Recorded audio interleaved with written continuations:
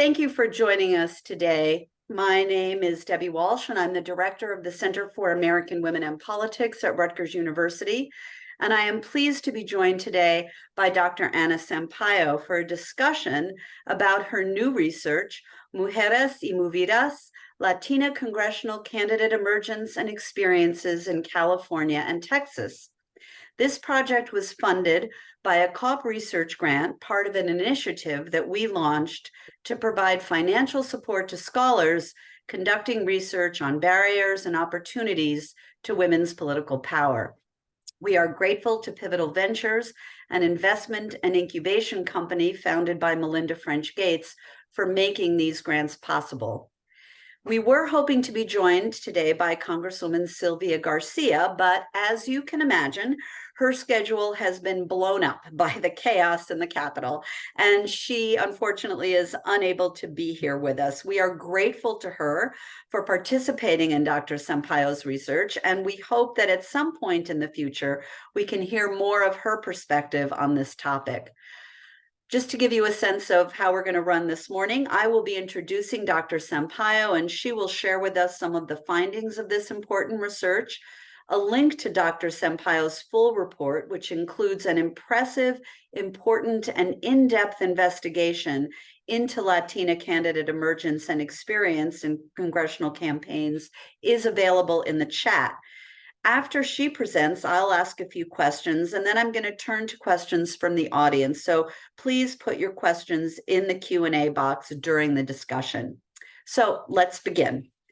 Dr. Anna Sampaio is a professor of ethnic studies and political science at Santa Clara University. Her expertise spans Latino politics, race and gender politics, intersectionality, transnationalism, and immigration. She is also a great resource to and a friend of the Center for American Women and Politics. And so, Anna, thank you for conducting this research, for being our friend over the years, and for being here today. Thank you so much, Debbie. And thank you everyone at CAWP for working so hard to arrange everything behind the scenes.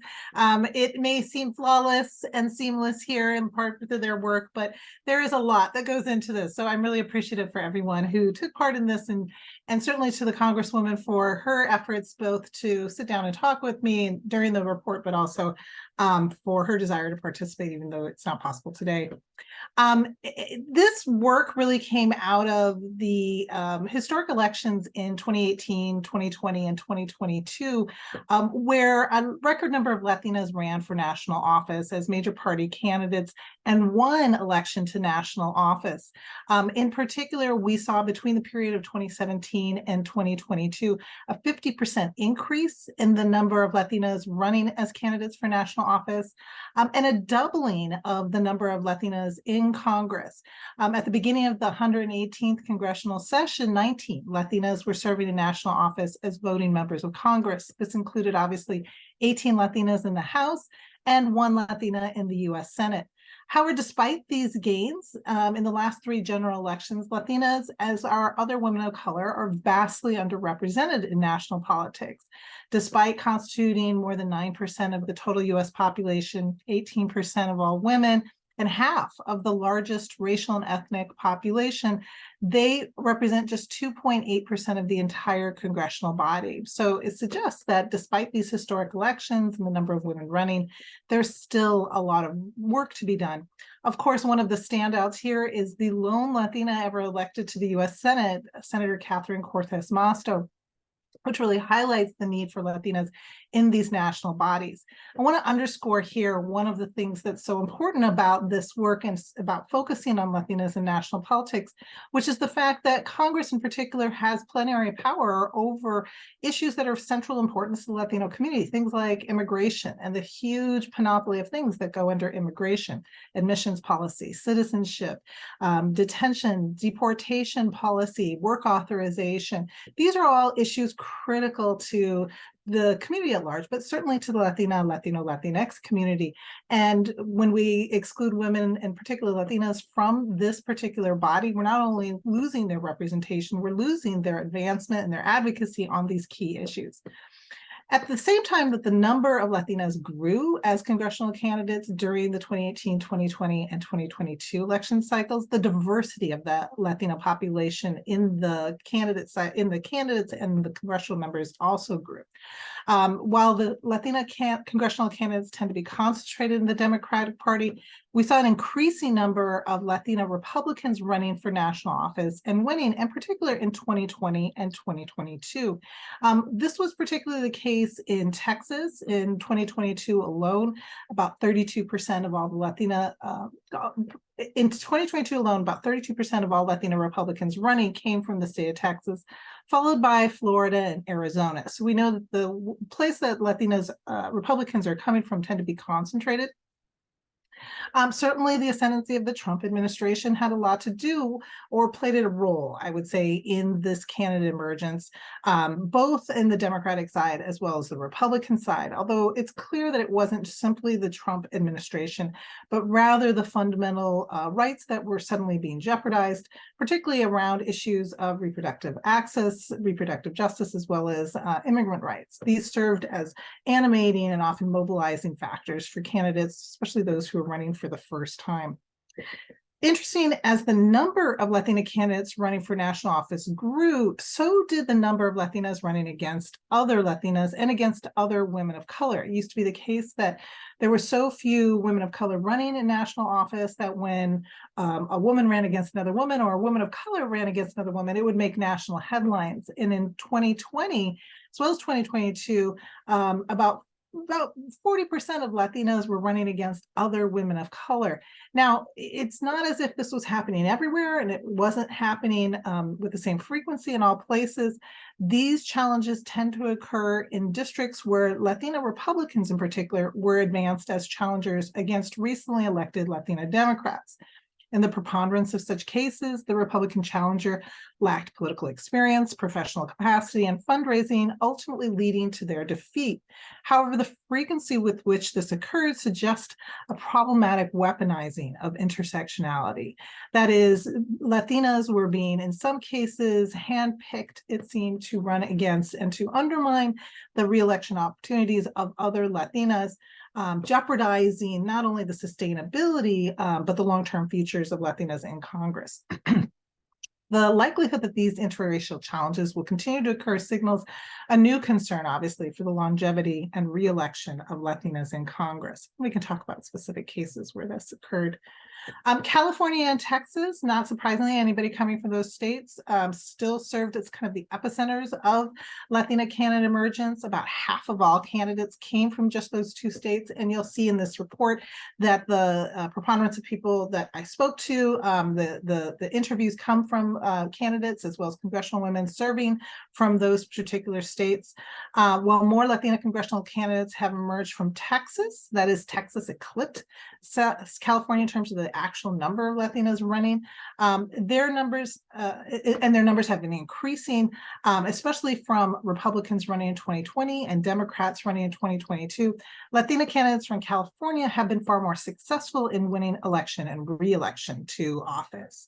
And this has to do, and we can talk more about this, but with the historic concentration of Latinas in the state that have served as mentors, advocates, and resources for other Latinas who are coming up as new candidates. Finally, despite the partisan differences and the differences in background and experience, Latina congressional candidates in both states shared a number of similar experiences, obstacles, and concerns about their campaigns and the election process. One of the most common and one of the most pervasive concerns was their own positionality, and particularly their marginality within the major political parties.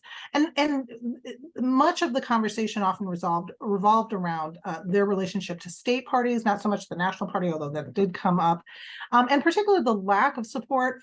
Here we're talking about lack of financial support, endorsement, resources, training, not just financial support, but the support from the party for even launching a nomination. We heard from a lot of women who would issue this refrain that when they wanted to run, when they expressed interest, they were told, "Wait, it's not your turn. This isn't your role. This is not your particular. This is not your position to run for." Obviously pointing to a sort of a cycle in the elections that didn't include them and didn't include a future for them.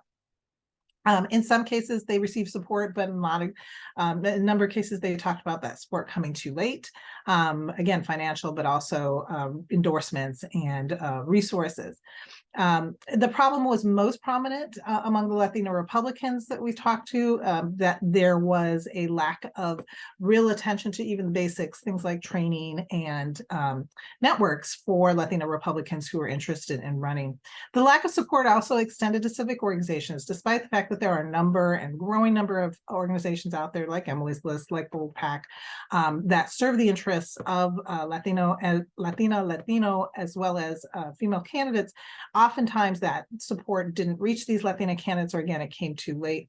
And there was a whole other section that, again, I could talk about if people are interested about, that actually surprised me a little bit when we were asking questions about escalating forms of threat, of intimidation, of harassment, and even violence that a number of these women are encountering, that is creating a certain kind of precarity or exasperating the kind of vulnerability amongst these particular women and raising the cost of political participation. We know from testimony to the Select Committee investigating the January 6th insurrection that these kinds of political violence are affecting anyone serving in public office, and they're increasing, but they carry a particular weight when it's borne by women of color. And there are a number of quotes from people like Norma Torres, Congresswoman Norma Torres, who talks about having, come to the country from Central America as a young child, escaping violence, only to encounter this in her daily work at the congressional floor, and the weight that that particular carries. The final part of the interviews talks about the support that the Latinas bring for each other and the efforts to find community and care amongst each other. There is a surprising level of not just camaraderie, but what I call comadrismo amongst the Latinas themselves as candidates, as congressional members, looking to create space, looking to find community, in particular in a national body that often excludes them and for which they are a daily reminder that they're not supposed to be there. So the level of kind of care that the women express for each other and the kind of resilience in the face of what they were experiencing was also really notable. I'm going to stop there, and certainly I think if we can dialogue more, or we can pick up on any aspects of this. Terrific, Anna. Thank you very much. I want to go to this, as you describe it, the experience of comadrismo in your report. You point to the ways in which Latinas have been mobilizing, mentoring, and supporting each other. And you specifically had cited U.S. Representative Veronica Escobar, who discussed the supportive relationship between herself and Congresswoman Garcia on the campaign trail, and then through to today. I'm wondering if you could talk a little bit more about that finding from their perspective, from the perspective of other Latina candidates you interviewed, and how that, you talked about the sort of the lack of the support infrastructure, but how this fills in as a piece of that support infrastructure, and maybe some of that mentoring, reaching out role that these women are playing for each other. Yeah, it's an aspect of the interviews that I found really heartening, that there was no shortage of concerns and marginalization that the women spoke to in this political process, and no shortage of alienation. But there was also a real mindfulness among these candidates that they needed to look out for each other, and that they were actively looking out for each other. This happens among candidates themselves, candidates who may not have a whole bunch of resources, but find other Latina candidates, other women of color, others running. Jana Sanchez in particular talked in Texas about encountering a group of women that called themselves Women on Fire when she was running back in 2020 or 2018.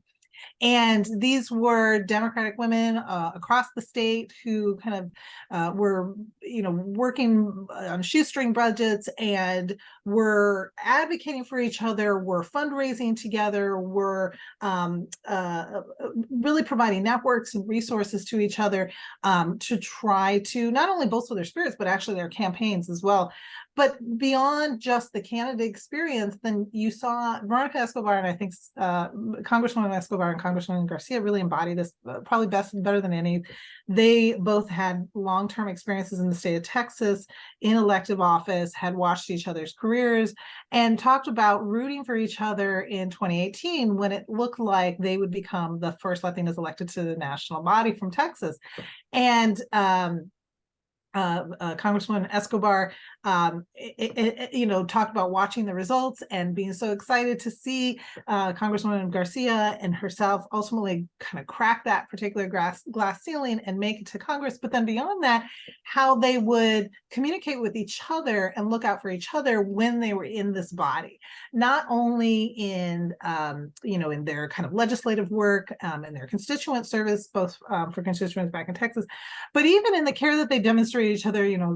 Veronica Escobar, Congresswoman Escobar talked about calling Congresswoman Garcia, comadre in the House floor, and that's, for anybody who speaks Spanish or anyone coming from the Latino community, being able to kind of express that level of care on the House floor, this is not a body that's meant for us. And so, it really does create a different kind of both narrative and expression and embodiment of that particular care. So there were lots of ways that the women looked out for each other, found ways around sometimes their own state parties, supported each other, spoke to each other, advocated for each other when they didn't have to, right? This wasn't something that they were required to do. This wasn't something they were tethered to do. But it also helped to, I think it's important to understand that there are always costs to political campaigns, and certainly for women participating in politics, the costs of the political process are often quite high, not just financial costs, emotional costs, psychological costs. Candace Valenzuela, who was a Democrat running from Texas in 2020, and Afro-Latina, she talked about the kind of racialized and gendered costs she experienced in the course of her campaign and how these bore on her, how they waited on her, and she even described this as the process took a chunk out of her, and it was such an extremely grueling process, and hers was a particularly challenging campaign that she narrowly lost. But how she took strength in joining with other women to, for instance, understand resources for childcare that she didn't previously understand that she could use. How she found from other women resources for things like therapy after the campaign. These were really important forms of care, and they're really forms of support that are being made up by the women in the absence of other structures of support and helping to reduce some of the costs ultimately that they incur in the course of these campaigns. So what's interesting in there is that it's that kind of camaraderie and support, mutual support, it can't make up for the lack of other resources and infrastructure, right? That other candidates get, but it can try in some ways to fill in the gap. But what you describe, I'm just interested in when you describe that relationship between Congresswoman Escobar and Congresswoman Garcia, it then reaches into not just about getting, the candidate emergence and getting elected, but it's also about retention, right? Because you don't feel that you are welcome necessarily in this body, but you have each other's backs, right? These two women have each other's backs, which helps you stay there, right? It's a motivator to stay there. It gives you some of that strength that you might not get. So that's really interesting. Can you talk a little bit more about that weaponizing of the weaponized intersectionality and the partisan differences and strategies from Latina candidacies that you analyzed in 18 and 2020 and 2022? Yeah, it's an interesting thing that comes out through the course of these campaigns. As I mentioned, the number of Latinas running against other Latinas and running against other women of color. And as I mentioned, this occurs in two places. the most frequent occurrences happen among Latina Democrats who are newly elected. So we saw this with Nanette Barragan in California. Certainly we saw this in Texas with Congresswoman Escobar and Congresswoman Garcia, both of which faced challengers who were themselves Latinas then when they ran for re-election.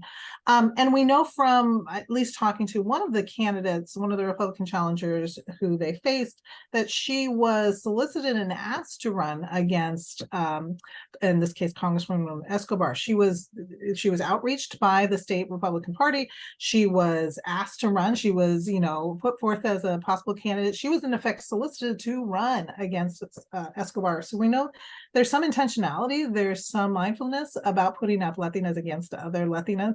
The problem is, and I want to be clear about this, and I don't want this to be misconstrued, we ultimately need Latinas running from every political party. I'm not in any way trying to suggest that we don't need Latina Republicans running. We absolutely do. And if we're ever going to achieve gender parity, I know a number of people of CAWP have said this many times, we need all the parties to run women candidates and support those women candidates.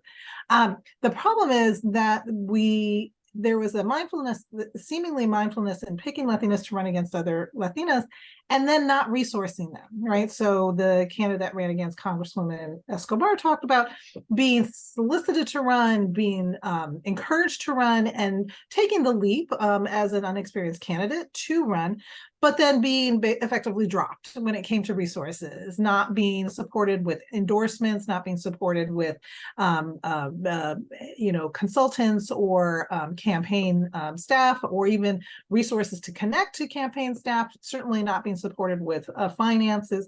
And this seemingly looked like a pattern where we saw, again, lots of Latina Republicans being solicited and being supported to run against other Latinas, simply to undermine the possibility of keeping that Latina in office, not with the intentionality of electing these Latina Republicans as replacement, because they were just not resourced to the effect.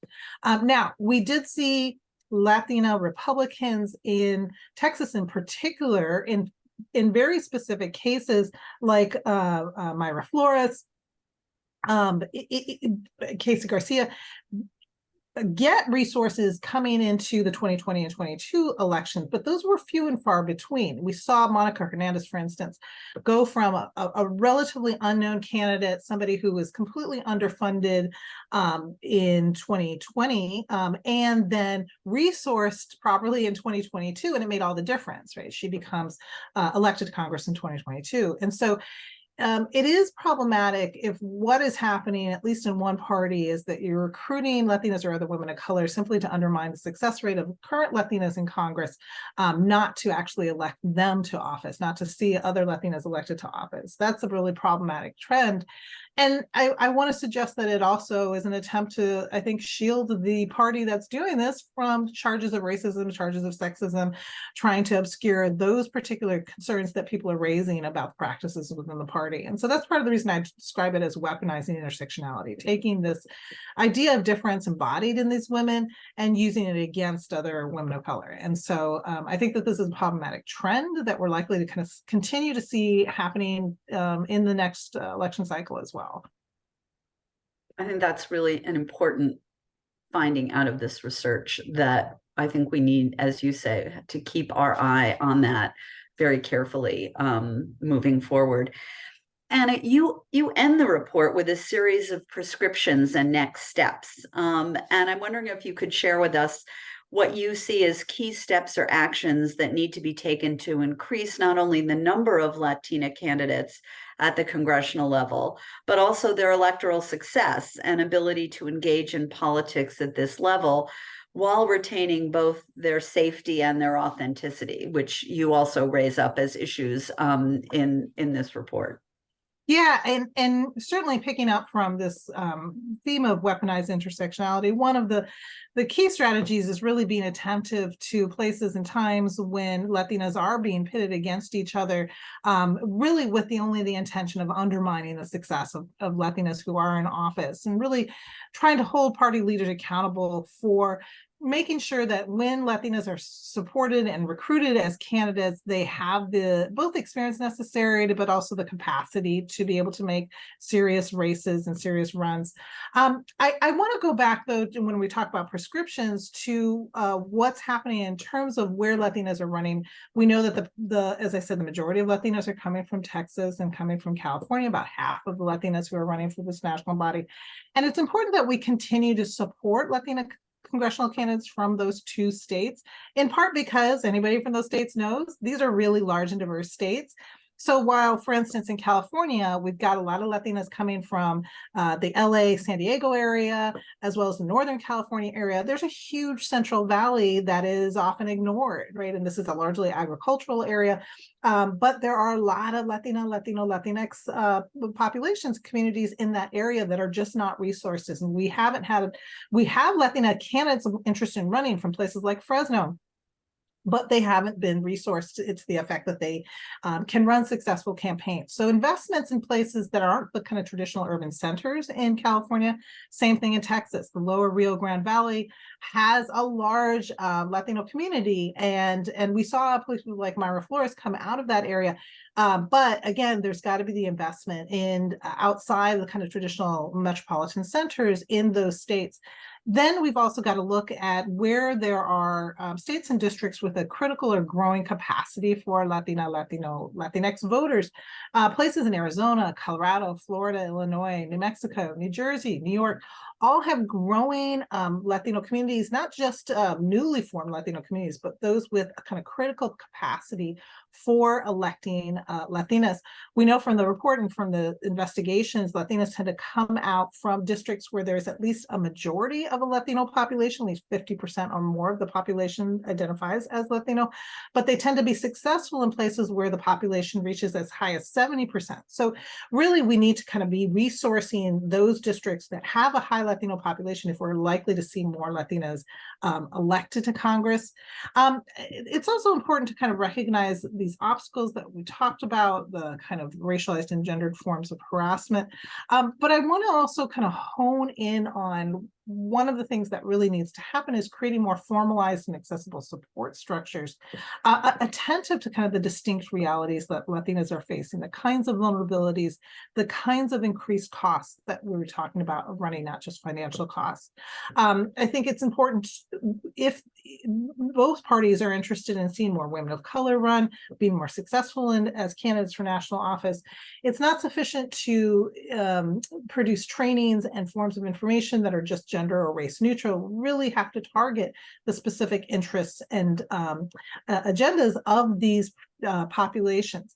So we need, for instance, nonpartisan training, political education programs for Latina candidates in states and districts where smaller or emerging contingents of Latino voters who lack the networks of support, prior patterns selected to office. We need party leaders to seek out and invite Latina, for instance, community leaders to participate in the formal party structures, infrastructure committees, and organizations.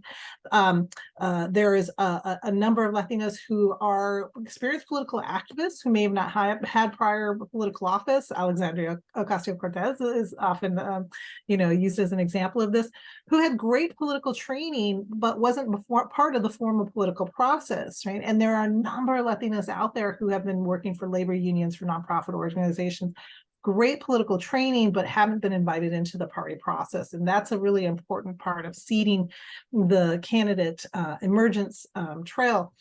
We need support that's mindful, creates mindful mentoring of Latinas at all stages of political development, but also recognizing things like colorism, forms of particular anti-Blackness that can happen within the Latino community that can dissuade or discourage or work against Afro-Latinos, machismo, maternalism as problematic patterns that can exclude or marginalize Latinas. And we also need to support Latinas who are taking on this work of creating networks of their own and compensate them and reward them for doing that work. So these are just some of the things that I think are important as we think about keeping this pattern sort of emerging, keeping the growing number of women running for national office, and certainly ensuring their success as candidates. I'm really glad you pointed to those issues, and particularly the intentionality that needs to go into this kind of work, that it's not enough. It's important to do the trainings and all of that work, but it has to be intentional and focused and targeted. I'm going to do a little shout out for our friends here in New Jersey, an organization that is relatively new, but that we've been working with, called Latina Civic, which is doing important work now, doing ongoing training and mentoring of Latinas in the state of New Jersey, but also pairing that with a political action committee so that when those women run, there can be some financial resources to help them with those races. So incredibly important. I am going to open it up now to a couple of questions from our audience. I'm going to ask Daniel D. Simone, who is our Director of Communications here at the Center, to field those questions. I'm going to remind everyone to put those questions into the chat, into the Q&A, and we'll try to get to as many as we can. So Daniel, why don't you start? Hi, everyone. We have a couple of questions queued here. And I just wanted to say also, if you'd like to just use the raise hand function, I can bring you off mute to ask your question if that's easier for you. Okay, so our first question here is from Haley Norris.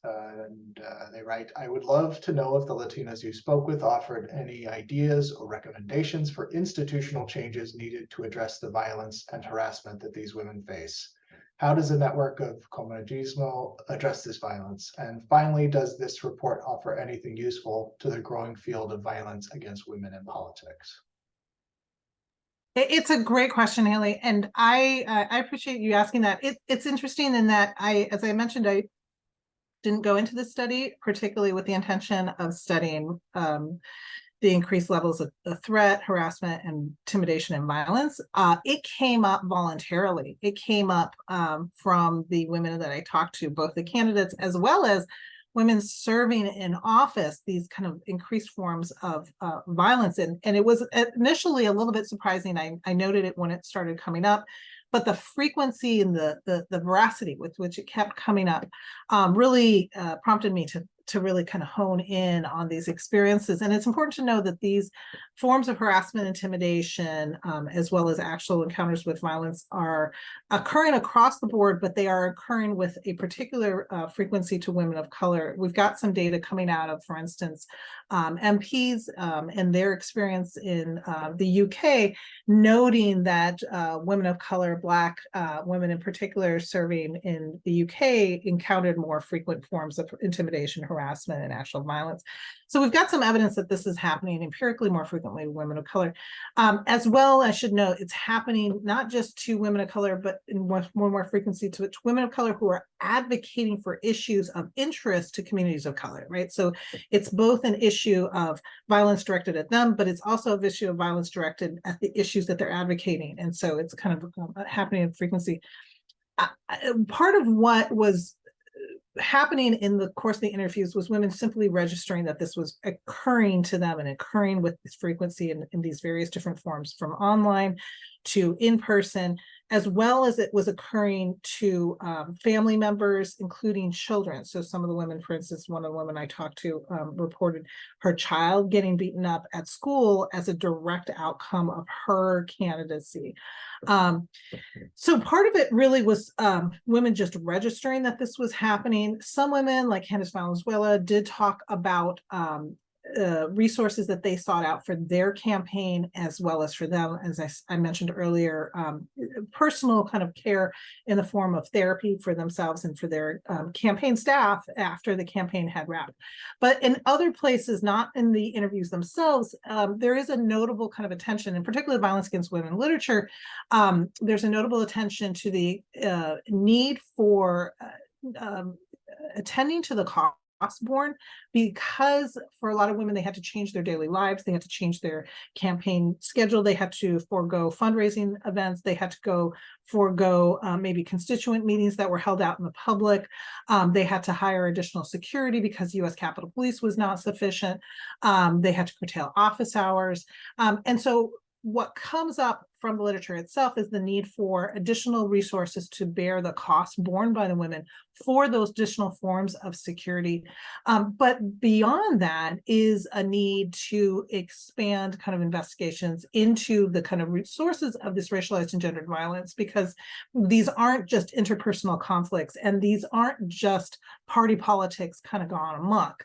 These are kind of signs of a larger pattern of growing white supremacy, kind of a deep-seated misogyny that is being used in this kind of way against these particular candidates with the intention of excluding them for national office altogether. So the need for additional investigation beyond something like the January 6th committee into the actual patterns of racialized and gendered violence is really brought up in this course of these conversations. So I don't have more kind of prescriptions beyond that, in part because we're just kind of understanding the full scope of what these women are experiencing, the lack of safety and vulnerability that's coming from them. Great, that's really interesting to hear. I just want to also say I'm going to drop the link to Anna's report one more time in the chat for those who may have missed it. And we have another question here from Kira San Matsu, our own Kira San Matsu. Thank you for sharing this great research. What can be done to increase financial resources for Latina candidates? That's a great question. So there are organizations that obviously raise money and that are in particular raising money for Latinas at the early stages. That's what's really most key. There is, I think, a lack of potential fundraising, even Latino communities for these Latina candidates. Obviously, we often go to big named high profile donors to try to solicit support. But there is also a lot of potentiality within Latino communities themselves for support in these candidates that's often, I think, untapped. I think the key with regard to these women is that we need more support early on. For many of these Latinas that I spoke to, they are first-time candidates, even candidates who had worked for other candidates or political parties may knew something about the process, but they are first-time candidates that are often under-resourced. So trying to get financial resources to them early on, and certainly other forms of political capacity. There's a tons of need for volunteers, for lit droppers, for precinct walkers, for phone bankers, obviously a need for things like political consultants, right? So there are lots of other forms of resources that are needed beyond just financial resources. The last thing I would say is that the resources from the political parties need to be redirected, particularly towards these candidates, because that's the place where we've got the kind of biggest concentration of funds, and that's not necessarily being directed to their interests. So. All right, we have a question from Judith Canales. Would you expand on the notion of weaponization of Latinas against other Latinas? This is not just Democrats versus Republicans. It is not just Democrats or Republicans. It's occurring, though, most frequently as when Latina Republicans are being used to run against newly elected Latina Democrats. So that's where it's occurring most frequently. That is by far the case where it's happening most frequently. The other case where it's happening is places where you have an open seat and there is a flood of candidates who are moving into that open seat. This happened in San Diego area with the seat that opened up there. And you had Latinas running against other Latinas, Latina Democrats running against other Latina Democrats by virtue of the kind of way in which primary structure happens in California. You had women of color running against women of color. So it does happen in open seats where you have a flood of candidates, but the pattern is certainly where you have under-resourced Latina Republicans running against newly elected Latina Democrats. And again, it's kind of problematic when we talk about the need for sustaining the Latinas who are in office and creating a kind of pattern of longevity.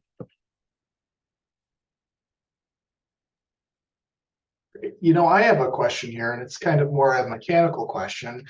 I think we've got some fellow academics and activists here, and also some kind of young scholars. So I'd like to hear a bit about how you went about conducting the research and like the obstacles or challenges in getting all of these people to busy professionals to talk to you, and how did you create this sort of interview aspect of this research? That's a great question. And I have to say that this was made a little bit more challenging by the fact that I started during the pandemic. So while it was initially imagined as this wonderful experience in which I would get to sit down and utilize all my ethnographic skills to talk to these women and to develop these very complex interviews, suddenly by virtue of the pandemic, we were forced to go online, and everything, the interviews were compelled to be performed on Zoom. At the end of the day, Zoom actually turned out to be a resource and not an obstacle. Because we were looking to interview women who were obviously busy and had these complex lives, it was hard to, first and foremost, simply pin them down for interviews. Certainly the women who are serving in Congress have extremely busy schedules that change on the dime. And, you know, we saw that even today. And so we had to certainly reach out to them several times. Often it took, I think it probably took at minimum a couple of months to try to pin them down for interviews, but in some cases, I know we followed around some of these women for up to 6 to 7 months to try to pin them down for interviews. And that obviously entailed lots and lots of emails, lots of conversations with their staff, their district staff, their DC staff, to try to find the best time and place for them to talk to us. And then we ended up conducting the interviews over Zoom, which again allowed me to reach a large body of women who I might otherwise have had to spend a lot more money and time to try to reach. By virtue of being on Zoom, there were other people that could take part in the conversations, and that also turned out to be a resource. I had student research assistants that were able to be present during the interviews themselves, but also campaign staff were able to take part in some of these conversations, which was helpful because campaign staff sometimes had information about the campaigns that the candidate maybe didn't recall, didn't have maybe details to, didn't even know. You know, there were obviously incidents of harassment and even violence sometimes that the candidate may have been shielded from, but the campaign manager or the campaign consultant knew about and was willing to share. So there was a lot of facilitation that happened by virtue of it happening on Zoom. And I have to say, while I had, as somebody who's done interviews for decades, I was initially hesitant about using Zoom because Zoom creates this artificial barrier for all of us here. We can experience it right now. I think we've all become so savvy and so accustomed to being on Zoom, to being online. So any of the kind of initial weirdness, any of the kind of initial kind of awkwardness that often happens as you're first talking to somebody, people got over that pretty quickly. And it turned out it to be really generative space. Some of these interviews ended up lasting over 2 hours, and people just really opened up and shared a great deal about themselves and their campaigns. And so that was the part that took the longest. There was also just a huge body of data that we collected on all of the candidates, and this goes beyond certainly their runs, their primary and general election runs. We did a huge body, collected a huge body of information about their prior political experience, their political history, their fundraising, where their fundraising was coming from, whether they ran multiple times, what the relationship was like between their candidacy and other candidates. So there's a huge actually background body of data that we also collected that this report just begins to kind of skim the surface on. There's certainly lots of other research that I'll be generating from the data that we collected. That's just not, can't be all stuffed in this one research brief. Thank you so much. That's a great answer. I think we're going to take one last question here, and this is from Erica Nava. Compared to other women of color running for office, what particular barriers are more common for Latina candidates? So the barriers that came up, as I mentioned most frequently, was the kind of marginalization that they occurred in the parties themselves. As women were interested in running for office, they were often discouraged by their own political parties.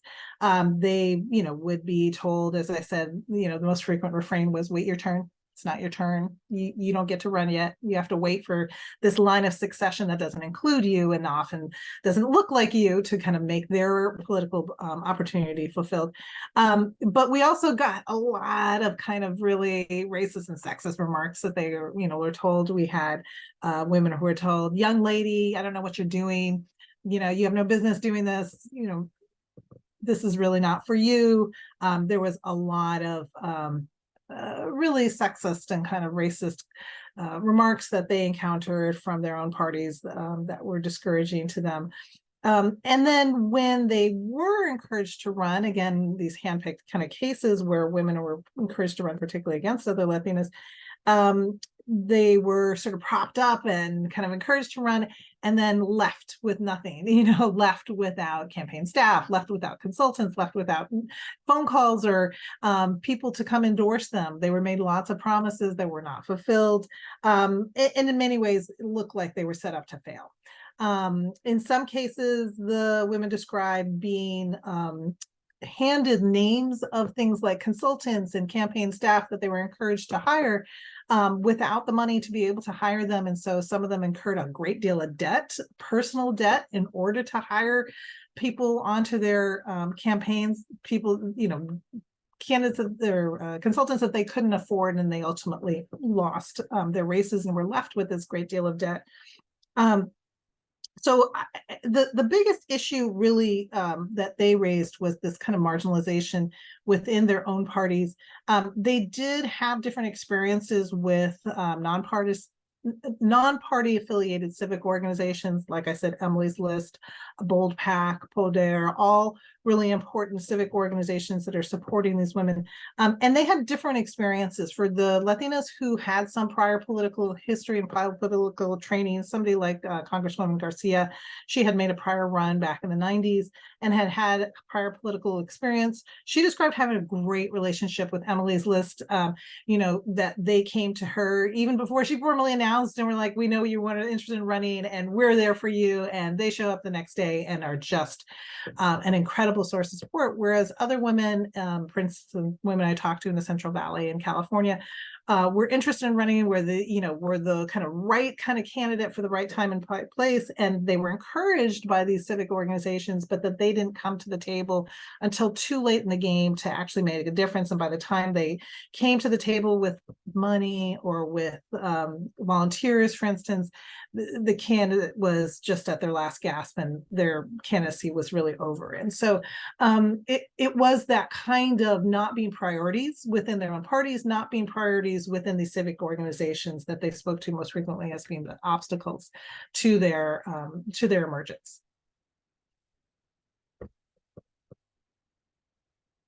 Debbie, I think you're on mute. I know I was on mute, and it's only been like 10 years that feels like that we've been doing these, and I still start yakking before I get the mute off. And I want to thank you. I want to thank you for joining us today. I want to thank you for doing this important research, for asking these important questions, and also for conveying it in a way that is helpful and useful to the activist community out there that is doing the work or trying to do the work of moving the needle, in this case, particularly to increase the number of Latinas in office at every level. There are so many lessons to be learned here from this research, so many more questions to be asked and answered.